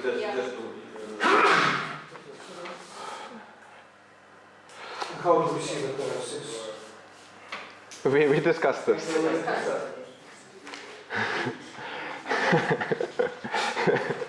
Okay, now, I have enough questions.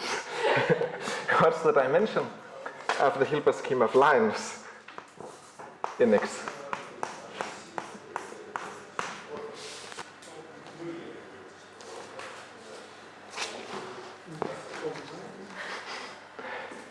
X is the intersection. Now it's 2. What? Now it's 2. The answers, I think the dimension? Yes. No? Yes. Okay. Yes. Why is the answer 2? Because I calculated dimensions in the Grassmannian. So like I need to intersect inside the corresponding Grassmannian two sections of vector bundles of rank 3. Cool. Like it's root computation. That's cool. But I think If they are in general positions. Yes, like it needs to be much more careful. But you can do it in the same method as before, and like this method here, we consider the incidence variety, and we have a map here to instead f1 of x, and we have a map here to x, and in this case the fibers here will be p1s, so we want to understand what is the dimension of this total space. This here has dimension 3, and we want to understand what are the dimensions of the fibers of this map, so we fix a point in x, and then we consider the tangent space to x in x. Let's fix a point P. The tangent space to x in P and intersect it with x. What will that be? The tangent space in this case is 3-dimensional. So we're going to have a P3. And it would be not a P3, but it would be a cone over a plane. And in that plane, we will have x intersected with this 2-dimensional plane. And inside this plane, we have Q0 and Q1, and they intersect in 4 points, which means that the fibers here are finite. So this here is 3-dimensional, and the fibers here are 1-dimensional, which means that this Hilbert scheme is 2-dimensional. But probably you did exactly the same in a homological way.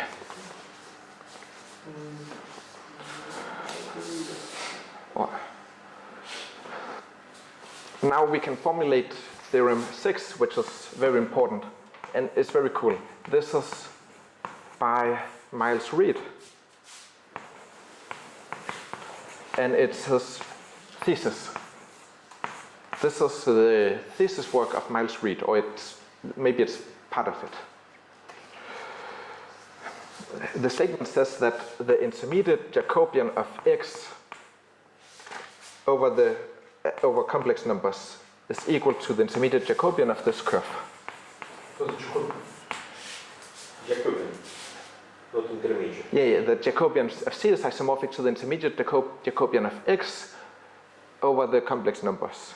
So this is just, because we are back in the 70s, so we just had the normal intermediate Jacobian. Yeah, as polarized. Polarization. This is an isomorphism of principally polarized abelian varieties.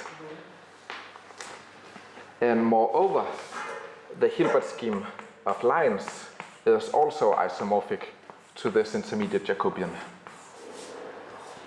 And the proof is a bit complicated, but it doesn't contain that many steps, so I will explain the steps in the proof, and then I will explain where the work is hidden. So, a proof sketch.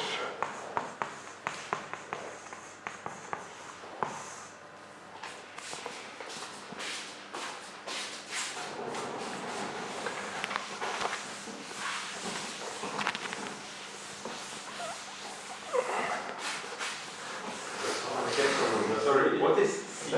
C is уже обсудили.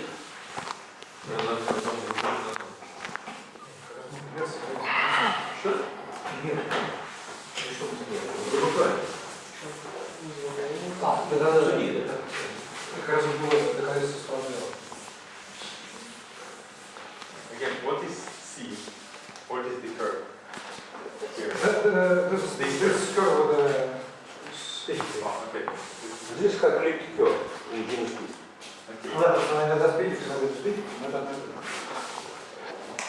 Okay, so we already discussed that over algebraically closed fields, X always contains a line, say L0. Then we can define C L0 to be the locus of planes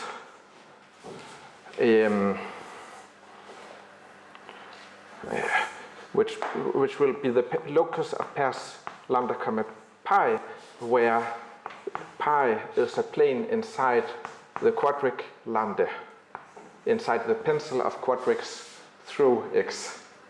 And because we discussed before that a quadric has two, look, this guy here embeds into the relative Hilbert scheme of planes inside this Q, right? Can you see why the composition of CL0 into this map, then composed with the map from there to C? What? What is C0 again? CL0 is the locus of planes containing L0 contained in one of the quadrics. You need to fix in the definition. P contains L0. Right, thank you. One of the So this pencil, this thing here maps to the relative Hilbert scheme, which maps to C0 via this map here from the Stein factorization. Why is the composition an isomorphism?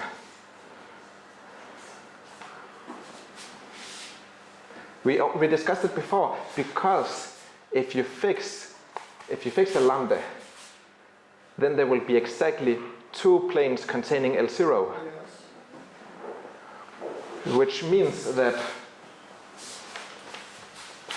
we have this CL0 inside here. Wait, what is lambda and what is q lambda? What? What is q lambda? Q lambda is the quadric Q lambda. Q is a point in P1, and Q lambda is a quadric, the fiber. Ah, okay. So we have a map from CL0 embedded into this relative Hilbert scheme. This relative Hilbert scheme has a map to P1, and by Stein factorization we have a factorization like this. Why is the composition here an isomorphism? Because there is only one fiber. Yes, there is One point in the fiber. Well, the composition of what fiber? shouldn't be an isomorphism. Sorry. Because it's a map. This is an isomorphism. Yeah, because it has one point in the fiber and it's a morphism over C of smooth curves. Okay, I would say that if we look at this map here, then this map is 2 to 1 and is branched over the 6 singular quadrics.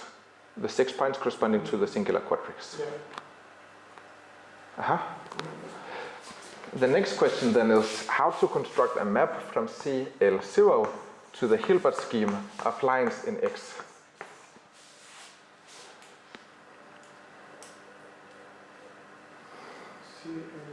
So CL0 is essentially a plane containing L0 contained in some q lambda. How, using this plane, can we obtain some conic inside X? No, some line inside X. What? Intersect with X. Yes. So why will the intersection? What will the intersection be? What will P intersected with X be?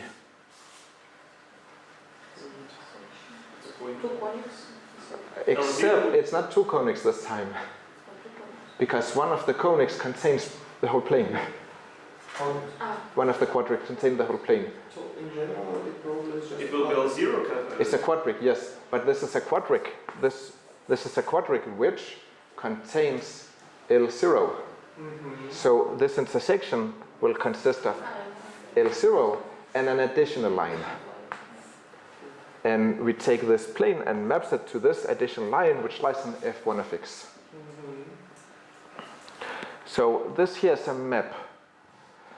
The thing is that it does get a bit tricky because we in Ries's theorem here we're talking about intermediate Jacobians and this stuff. So what we want is a map from F1 of X to tau.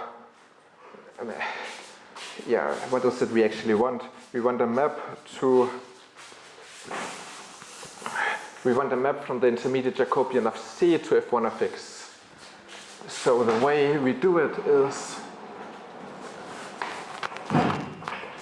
this map here from CL0 to F1 of X has a graph which lies inside tau 2 of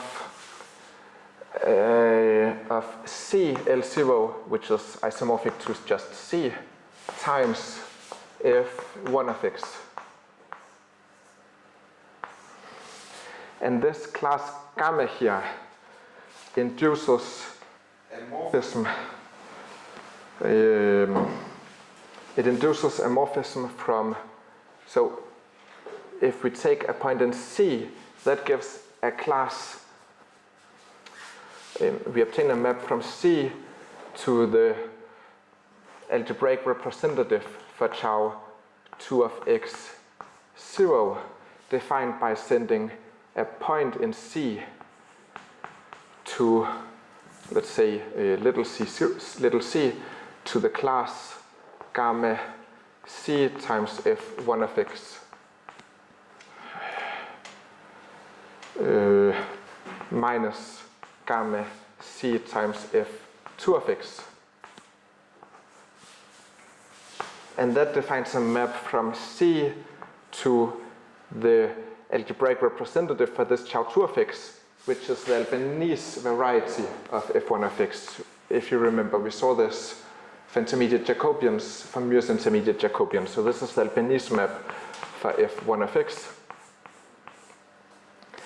And because the Albanese map for this curve C is just the Jacobian of the curve, this implies that we obtain a map like this.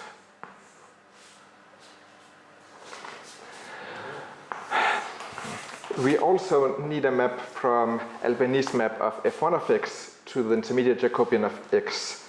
And to do that, the construction is essentially the same. We take gamma prime inside tau 2 of F1 of X times X to be the class which represents the universal family pairs of points P, L, where the point belongs to the line. This has codimension 2 here, and this cycle similarly will determine a map from F1 of X to tau 2 of X 0 which was represented by the intermediate Jacobian of x. So again, this worked for algebraically closed fields.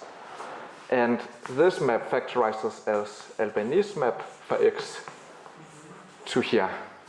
This is 2. And then Miles Reed. I'm sorry, maybe I didn't understand something, but shouldn't the map on the map diagram be from the Albanese variety?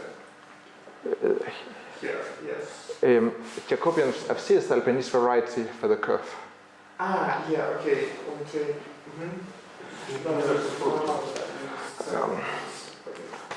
Yeah, so Miles Reed, he proves, Reed shows that if one of x has the structure of an abelian variety over any algebraically closed field, and he proves that 1 and 2 are isomorphisms. And that requires some work, which we're not going to do, but once you've established that if one of x is itself an abelian variety, then it means that this... Once we fix a line, to be an abelian variety, we need addition. You need to fix addition. Yes? If it has a line. Yeah, no, this only works over algebraically closed fields. Yes. But anyway, it's not canonical. It's not canonical, but after fixing a line, it's an abelian. One more remark. We need to show the first that this F1 is smooth, right? Right. But that can be done by deformation theory. So it takes some time to prove that this here is this is an isomorphism and this here is an isomorphism. But essentially, this map here is an isomorphism because of and now we modulo these two facts. We're finished with Reed's theorem. I just want to give some motivation for 2. The motivation why these are isomorphisms is that 1, any 2 lines are algebraically equivalent, and 2, no 2 lines are rationally equivalent. That proves that this map here is surjective and injective. I thought a little bit, but I couldn't come up with a good argument why no 2 lines can be rationally equivalent. I don't think it's obvious. But the other problem, part 1, why any 2 lines are algebraically equivalent, that's actually a fun problem. Because this family which we defined, which I have erased, this family we defined CL0, if you remember. And we had a map to F1 of x. You can check, and the image of this curve inside F1 of x is actually the locus of lines intersecting L0.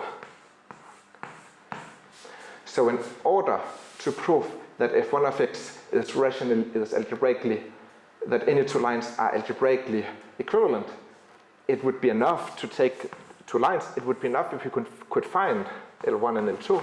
If you could find a line intersecting both of them, because then CL of this line would parameterize all the lines intersecting that line here. And that provides the family which we need. And how would we do this? Take 2 lines, L1 and L2, inside x. They span a P3. Intersect P3 with x.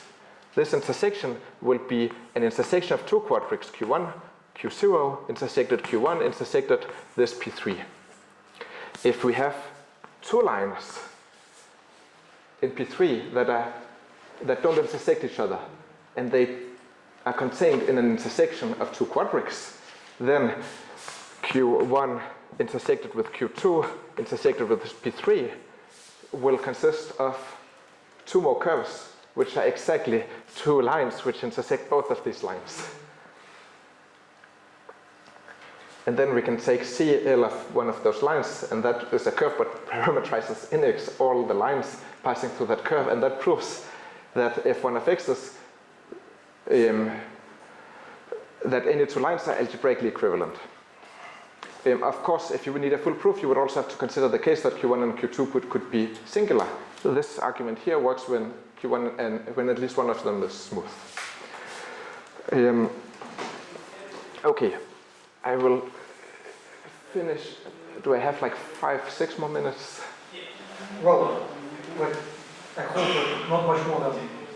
Okay, so I will try to be fast. So now, if one of X also has the structure of a torsor under peak 0 of C, and this was proven by Wang in 2018, and it was proven over any field K. And he also proved that 2 times this torsor is equal to the torsor peak 1 of C. And actually, using this, we could already prove that if X is rational, it has to contain a line, but there's a... So the first statement shouldn't be surprising for us, right? Of course, it requires some proof, because we need some natural structure or something, but after all, there are 2 things which 2 copies of all over C, they become isomorphic abelian varieties. And P0 is still an abelian variety, and this is just a form of that abelian variety, so it's... Okay, but there's also another Prokhorov's and Kuznetsov, which I think is more fun. It turns, we already argued that if 2 of this Q over P1, which maps to C, that this here is isomorphic to the Hilbert scheme of conics in X, simply by taking a plane and intersecting it with X, and that's going to be a conic in X. And for any conic in X, there's a plane through that conic, and that plane will be contained in one of the quadrics in the family. So the Hilbert scheme of conics is the same as this relative Hilbert scheme of planes inside the family of quadrics through X. And we have a map to the curve C, which is a P3 bundle, also over non-closed fields. This means that we have a map from F2 of X to the Albanese variety of this map is well defined C. because every such plane is contained in a unique quadrant, right? Because otherwise it would be contained in X, which is forbidden variations. And let Chow2 of alpha conic over the non-closed field, we have this torsor under the Chow group scheme, which is a torsor. This is a torsor. So under Chow 2x0. We still don't know how does this Chow 2x0 look like, but we are sure that every component of the group scheme is a torsor over the canonical component identity. And because any conics in the fiber of this map,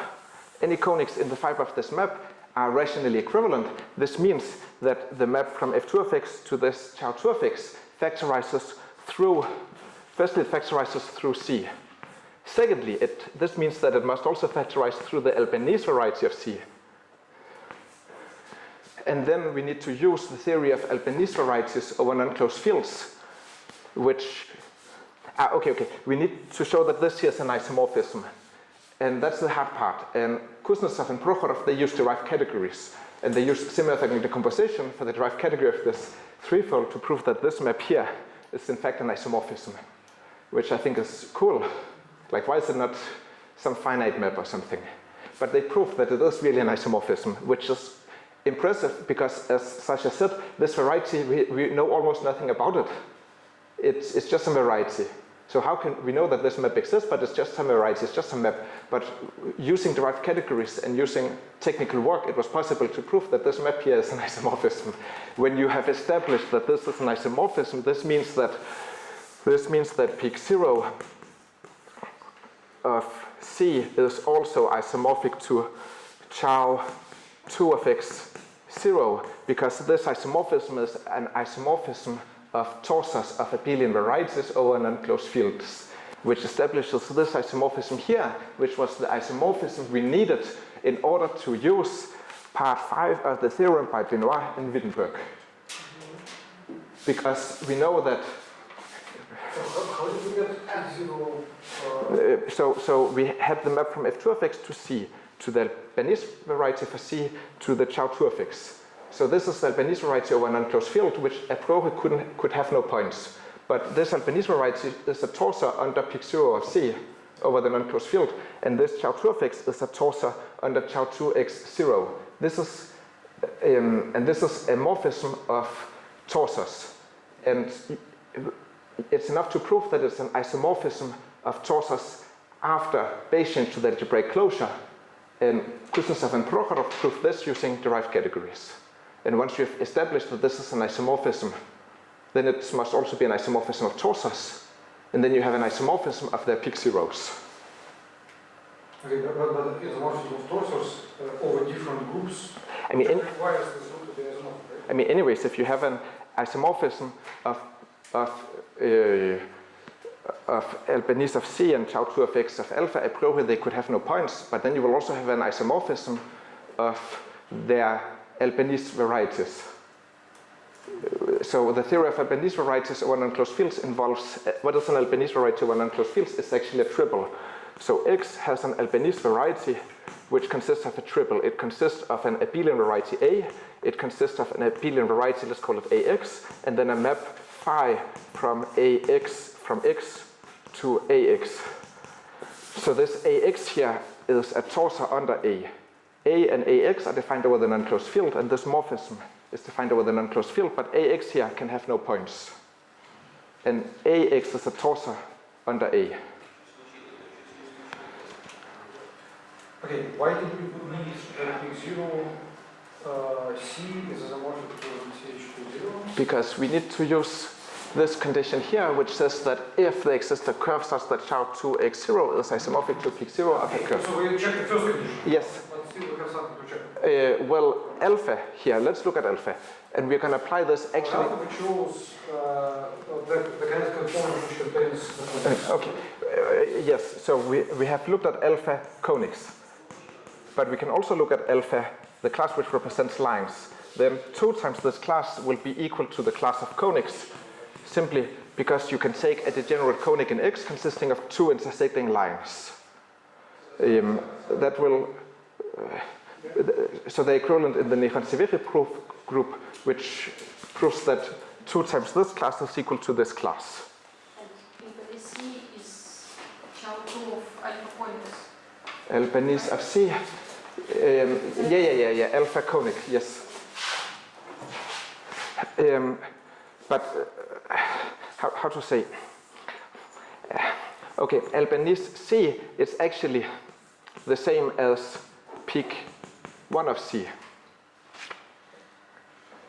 Because you have a map from C to pic 1 of C, also in unclosed fields. So over unclosed fields, the Albanese variety for a curve would be pic 1 of the curve.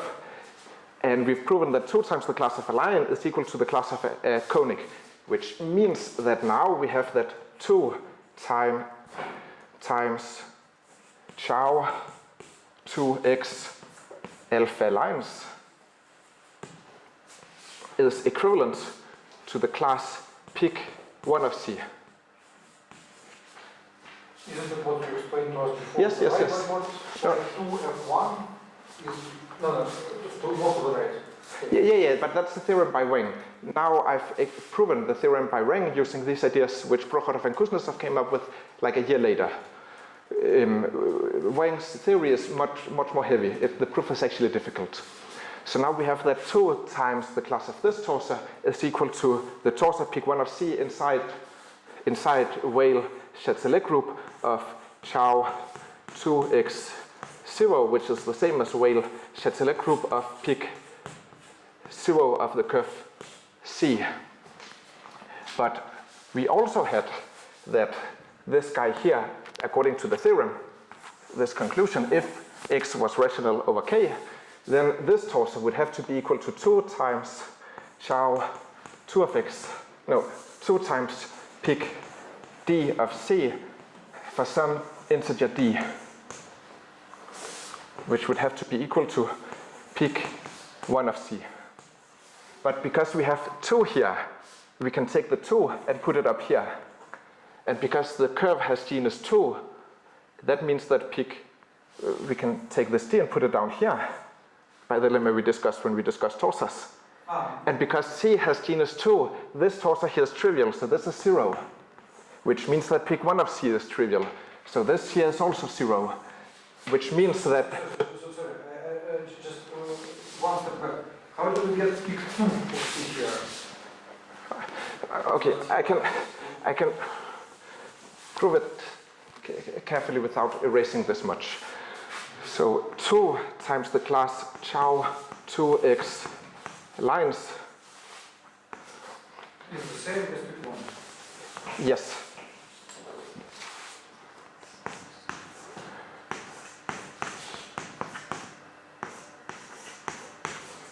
But we have that chow 2 of x lines is the same as pick D of C for some. Now, assuming that it's rational, right? What? We assume that it's rational. Yeah, we're assuming that x is rational. In our integrated figure, we infer that there exists some E such that.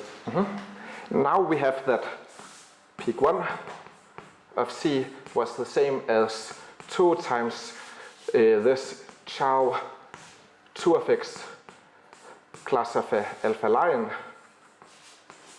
which is the same as 2 times the class of pick D of C for some integer D, which is the same as D times pick 2 of C.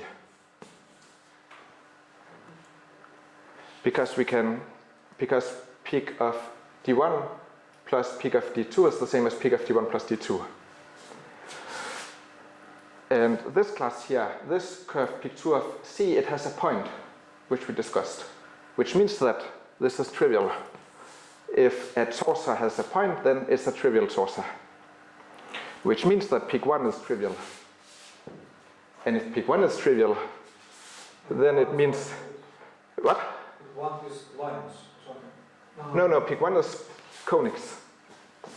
Pick 1 of C is canonically the same as the class of, as the Albanese map for the Hilbert scheme of conics. The Hilbert scheme of lines is like half of that. So this here is the same as D times the class of pick 1 of C, and if it's rational, then it's 0, because pick 1 of C was 0, which proves that this torso is trivial, and if a torso is trivial, it must have a point, which proves that X contains a line. So that's the proof. And I need to apologize for going 10 minutes over time. So you conclude that CH2 of lines is a trivial torso, and since you remember that CH2 of lines is the same as the Hilbert scheme of lines, right? You conclude that there's a point in this Hilbert scheme? Yes. Very good. It's Prохоров proved this.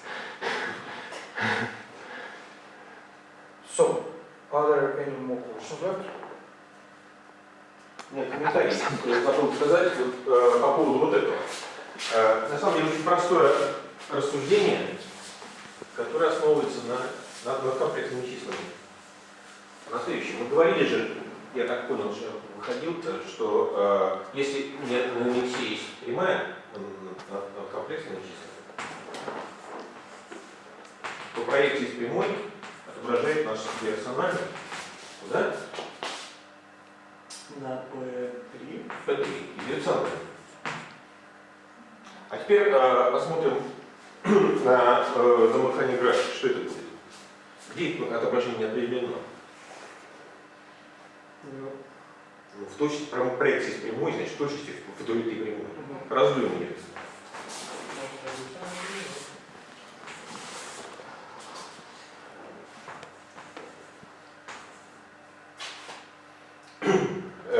Тогда это отображение станет регулярным. Мы раздули в точности весь базисный локус. Что это за отображение? Вообще, что вот это стягивает? Проекции с прямой стягивает что? прямые, пересекающие данные. Значит, вот у вас есть прямая, и все прямые, пересекающие данные. Мы это обсуждали. А в общем-то это наша кривая С. Вот это вот, что это как было раздутие С.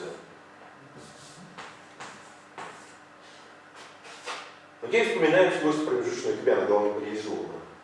Что оно нам говорит? Что промежуточный якобиан x как главный реализованный абелевое многообразие изоморфен. Мы здесь называем рациональную кривую. Промежуточный якобиан x волны.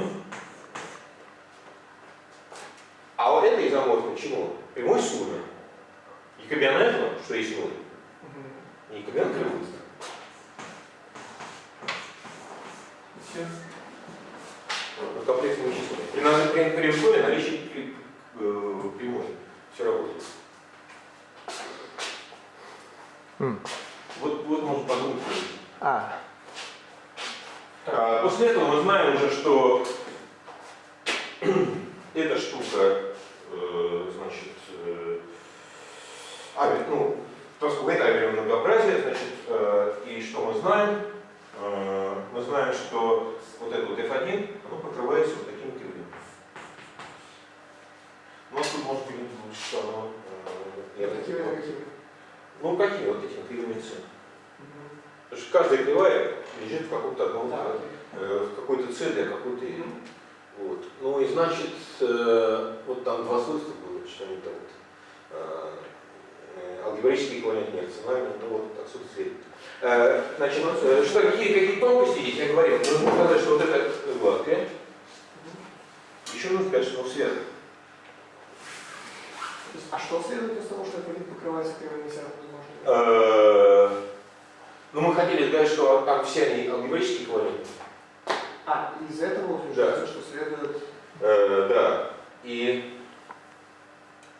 Нет, не отсюда следует. Отсюда следует, что там их много. Да, вернемся сюда, значит, что нам нужно, что важно в этом здесь? Что это гладкое. И второе, что он связан. А связано ли с коммуникируем, там какие-то прямые, но Ну да, ну вот это тоже. Почему мы сказали, что это лень покрывается кривыми C? Еще раз, нужно было сказать, что все... Да. Ну это, кстати, вот нам нужно было, что все прямые на f алгебраически эквиваленты. Да, это нам нужно было. Это примерно то же самое, что связано с этим. Ну, если оно гладкое, да. Да. This follows from that you could take a line. Можно с этими. Ну, а это примерно то же самое, что сказать, что каждые две прямые, они включаются вот в такую. Не, понятно, да. То есть вот эта вещь, она покрывается вот такими кривыми.